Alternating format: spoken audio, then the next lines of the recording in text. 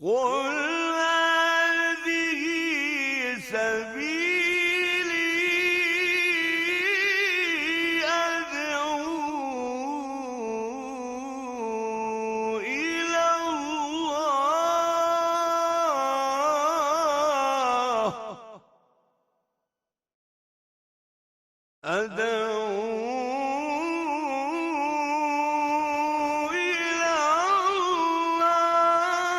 على بصيرة أنا ومن اتبعني وسبحان الله وما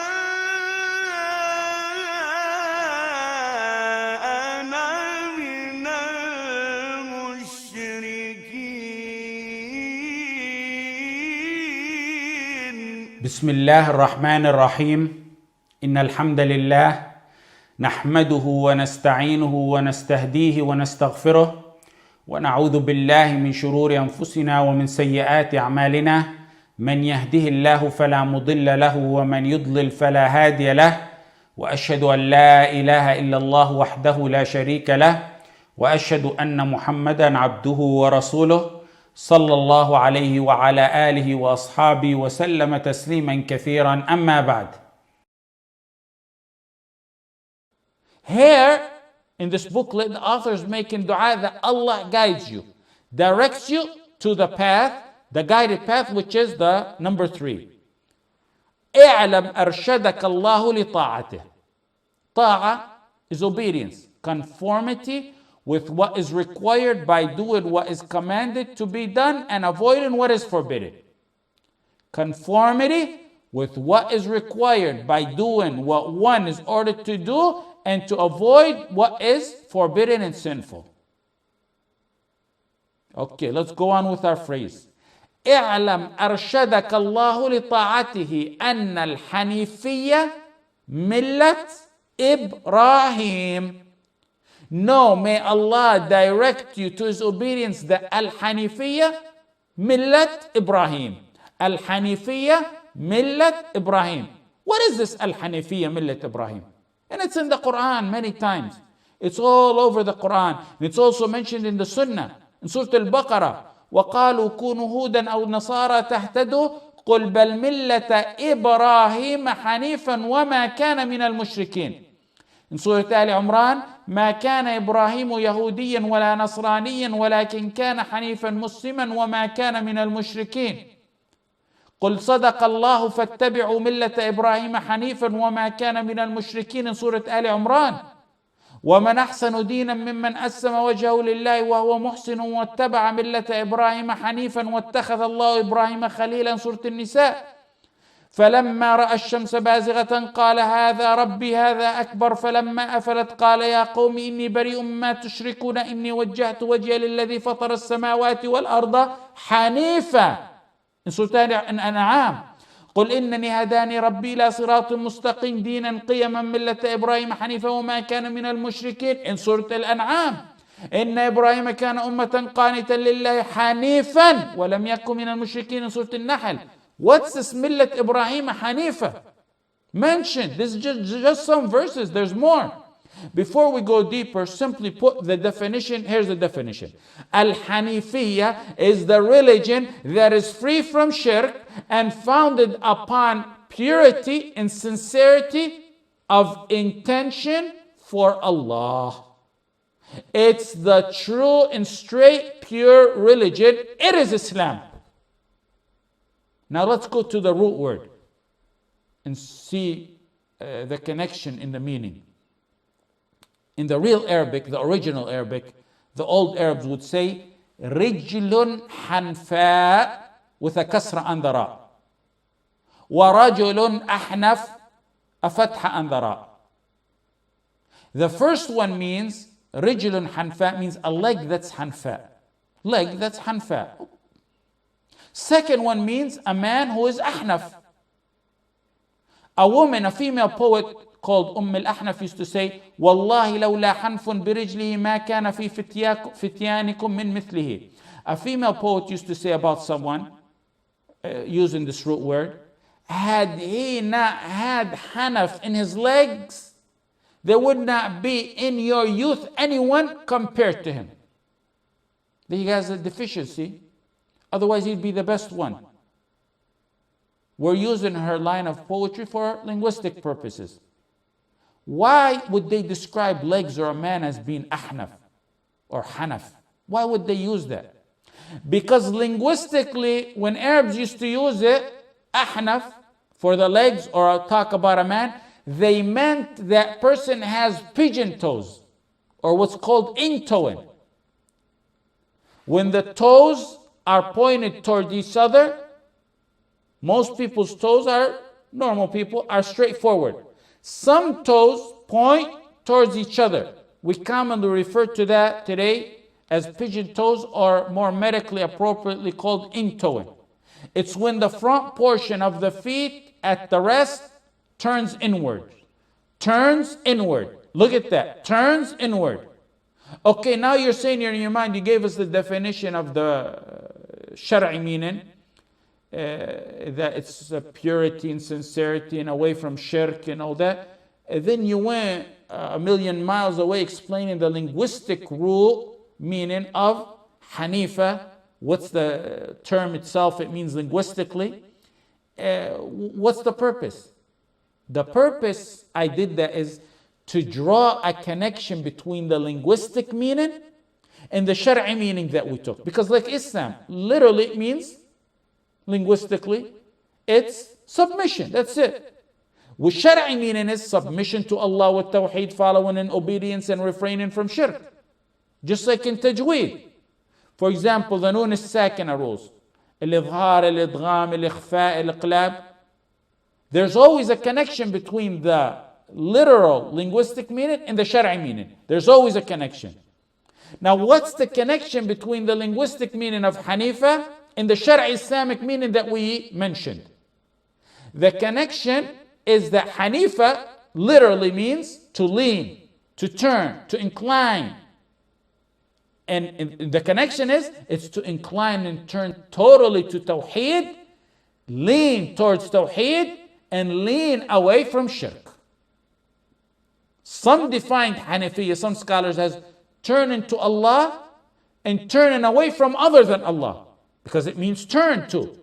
Turning to Tawheed and turning away from shirk. That's the connection. Al-Qurtubi said, Hanifa ma'ilan an al-adyan al-makruha ila al-haq din Ibrahim. Hanifa is turning away from dislike faith to the true religion of Ibrahim. Ibn Ashur in his book At-Tahrir wa Tanwir, which is a 30-volume tafsir, he said haneefiyyah or hanif is when you veer off track. He stated that it was considered a praise to Ibrahim. He needed to veer off track because during his time, the people were in deep darkness and astray, so he turned away from that course. He turned away, he veered away, meaning he veered off the course of shirk. He turned away from shirk and he turned to the path of Tawheed. Sometimes it's good to be different. Sometimes it's best to take a detour that no one else has taken, or a detour everyone else has warned you about. Ibn Ashur said after that, Al-Hanifiyyah became a symbol or an honorary term of praise in honor of Ibrahim alayhi salam. Another point on Al-Hanifiyyah is that it also means Islam. And Islam means Hanifiyyah. They can be used interchangeably. During Ibrahim's time and during today in our millah. Today, not many would understand if you say, I'm on the Hanifiyyah. Most you'd have to sit and explain it to them. Or if you tell them, I follow the Hanifiyyah, if he asks you what's your religion. Just like not many during Ibrahim's time understood what Islam is. ما كان إبراهيم يهوديا ولا نصرانيا ولكن كان حنيفا مسلما. Ibrahim was neither a Jew nor a Christian, but he was a Hanifa. A Hanifa, you mentioned Hanifa first, then Muslim. Hanifa and Muslima. Both terms were used there. Ibrahim turned away from both courses, both religions, and turned to Hanifa Muslima. We need to know that word in depth because it is a word that's very important and essential to the people of La ilaha illallah, especially the strongholders of Tawheed, those who study and want to master Tawheed. Ibn Ashur said Ibrahim used Hanifa in replace of Islam during his time at times because people back then didn't know what Islam is, so he used Hanifa because they knew what Hanifa was. Even though Ibrahim called himself Muslim, he used Hanifa because his people didn't know it. When he built the Kaaba, what was he saying? Him and his son, Rabbana waj'alna muslimayni. Oh Allah, make us Muslims. But then he used Hanifa. Why? Ibn Ashur said he used it because the people during his time didn't know what Muslim was. They knew what Hanifa was. قل يا أيها الناس إن كنتم في شك من ديني فلا أعبد الذين تعبدون من دون الله ولكن أعبد الله الذي يتوفاكم وأمرت أن أكون من المؤمنين وأن أقم وجهك للدين حنيفا ولا تكونن من المشركين. In Surah Yunus, Allah tells the Prophet ﷺ, وأن أقم, direct your face, O Muhammad. Allah is directing the Prophet to follow this haneefiyyah. Direct your face, O Muhammad, entirely towards the religion of Hanif. In similar verse in Surah Al-Rum, فأقم وجهك للدين حنيفا فطرة الله التي فطر الناس عليها لا تبديل لخلق الله ذلك الدين القيم ولكن أكثر الناس لا يعلمون. Even the Prophet ﷺ in his hadith said, إني أرسلت بحنيفية سمحة. In Musnad Ahmad, I was sent with حنيفية سمحة. I was sent with حنيفية سمحة. And when he was asked, the Prophet ﷺ, what's the religion most beloved to Allah? In Musnad Ahmad, what is it? He said, Al-Hanifiyyah As-Samha. In Musnad Ahmad, when he was asked, what's the most religion that's beloved to Allah? He said, Al-Hanifiyyah As-Samha. What's Al-Hanifiyyah As-Samha? We took Al-Hanifiyyah. As-Samha means the easygoing religion. The religion that's very easy. And as you know, our religion is founded on being easy. If you look at our religion overall, it's very easy. And when matters are very difficult on one where he can't do them, they turn to be easy, with the exception rules that we have.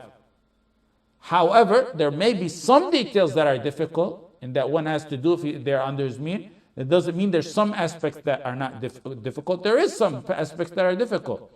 Now, the point is that Hanifiyyah and Islam can be used interchangeably. You have to understand that.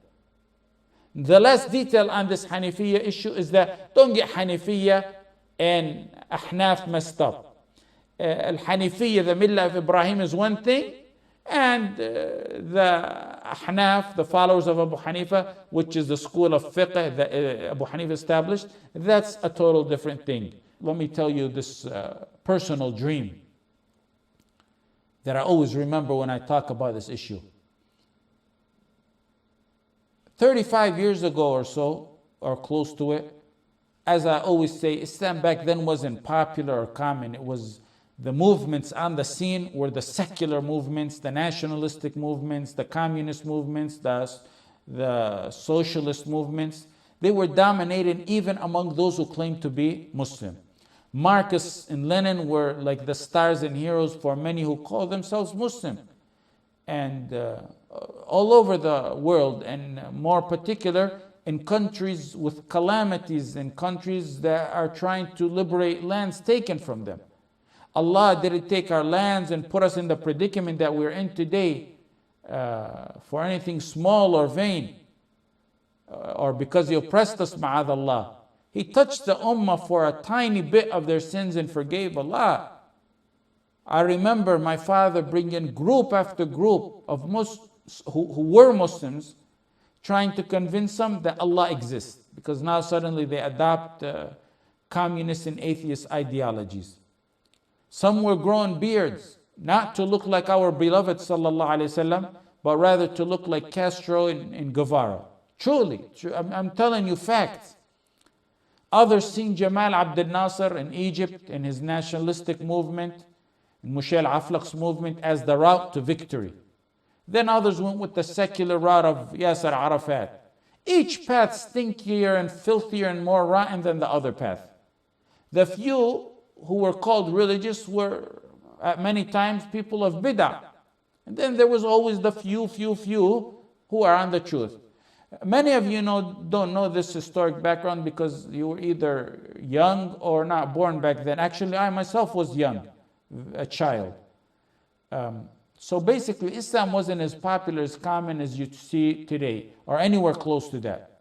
It was during those times that my father wanted to continue studies in Medina to face the challenges and doubts and better his knowledge, even though at that time he was very knowledgeable and he had already learned with many mashayikh.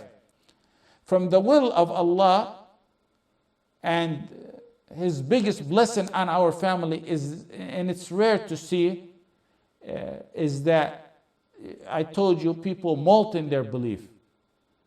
They change and they molt in their belief, and they change with how the news change and how the circumstance and the government change. But the manhaj I'm on today, Wallahi al-Azim, is the manhaj my father taught me when I was a little kid. Not a tiny bit change. And I say alhamdulillah, thumma alhamdulillah, that one had istiqamah from young days and didn't molt and change. Having lived through, let me say also, having lived through this pre-Islamic awakening stage, and you see what the drastic ongoing changes going on in the world, I really make dua and very much anticipate that within this decade, the ummah will wake up to a sudden day of victory, a day that will please every believer and seeker of peace and displease every tyrant and oppressor and enemy of Allah. The day that we all long for when we hear of the Khilafah established on this earth. I believe inshaAllah ta'ala will be in this decade. So my father in the 70s had the ambition to study in this university no one knew about. And he wanted me and my two sisters to go along and memorize the Quran. And of course my mother, may Allah protect my sisters, and also my mother, may Allah raise her rank to Firdaus. At that time, many ulama had come and visited us in the States. And they seen my father's da'wah activity, which impressed them. And they encouraged my father to cut his da'wah activity or pause it, go to Medina, and come back, which only added more inspiration to what he wanted. And among those who visited was the Shaykh al-Harakan, rahimahullah, who's the head of the Muslim World League back then. And Abdullah bin Qa'ud, who was among the high ulama, rahmatullah alayhi, also died. There's also Shaykh Sa'd al-Husayyan.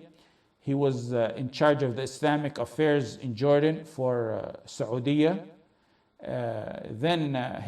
He involved his two brothers, Ibrahim al-Husayyan, who was Ibn Baz's right-hand man and trustee for decades. And then they had a third brother, which is Salih al-Husayyan, who you may have heard of, just died recently, months ago. He was the head of the committee for the Haram in Medina and Haram in Mecca. And many others who all pushed and helped my father to fulfill his dream to go to Medina. And many helped him get accepted. All those who I mentioned are dead with the exception of Shaykh Sa'd. May Allah have mercy on those who died of them. Let me tell you another side issue. Shaykh Sa'd al-Husayyan, who's the head of the Tuharam, who just died recently, he's probably one of the most humble men you'll ever meet in your life, and possibly one of the richest at the same time. When I used to sit in the haram and memorize the Quran every day from Asr to Isha, and my father would be in a halaqah with other mashayikh learning, he would take me and say, come on, let's go have lunch, you come back, your father's not going to get mad. And really my father, that was the only person my father would trust me to go with. And I would go with him, and one thing I learned about this man is how he was teaching me how dutiful he was to his mom. He told me if his mom is on a higher level, he won't go above that level and sleep. He'd stay on a first level. If she's on the second level, he'll stay on the first or second level and sleep. He won't go on a higher level and disrespect her. He took it as a form of disrespect. Even though he was in a high position and very wealthy, and it shows you how some take their mother and be dutiful to him. So take advantage if your mom or your parent is alive, and be dutiful to them. So my father had obstacles in going, and these people helped him. Among the obstacles, was, for example, that he couldn't take the family. Back then it was impossible to take a family. Allah made it easy, and I ask Allah subhanahu wa ta'ala that He made it easy out of His love to my father, because that's who He grants knowledge to. Man yuridillahu bihi khayran yufaqihu ad-din. If Allah likes someone, if Allah wants good in someone, He will grant him fiqh of the deen. That's the hadith, the clear hadith.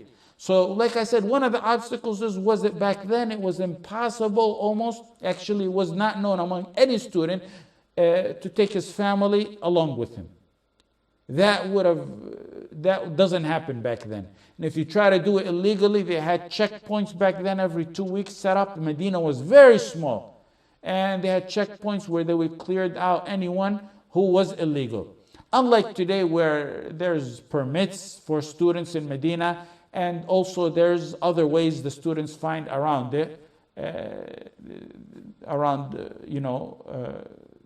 taking them. My father wanted us all to benefit, and he wanted us to memorize the Quran. And if they decline us, he's going to reject the acceptance. So in the midst of the days spent in anticipation and looking forward to going to Medina, and if they'll all allow us all to go, he had a dream, and he seen himself riding on a horse entering Medina with Ibrahim alayhi salam, welcoming him to Medina. And he was telling him, Ibrahim telling my father in the dream alayhi salam, you will be on the haneefiyyah. You will master the haneefiyyah. You will live on it and you will die on it. Or a statement closer to that. May Allah make that true. Months after that dream, we were all in Medina. And at the front gate of Medina, of the university, my father looked at it and said, you remember the dream I told you about? This is exactly where I seen in the dream. This is the scene I seen in the dream. And I told you this because every time I remember or teach or mention haneefiyyah, or a lot of times when I recite it or read it, I remember the dream my father had. I ask Allah subhanahu wa ta'ala to keep you and our beloved followers and students all over the world steadfast on Millat Ibraheem Hanifa, that we live on it, that we die on it, and that we be resurrected on it.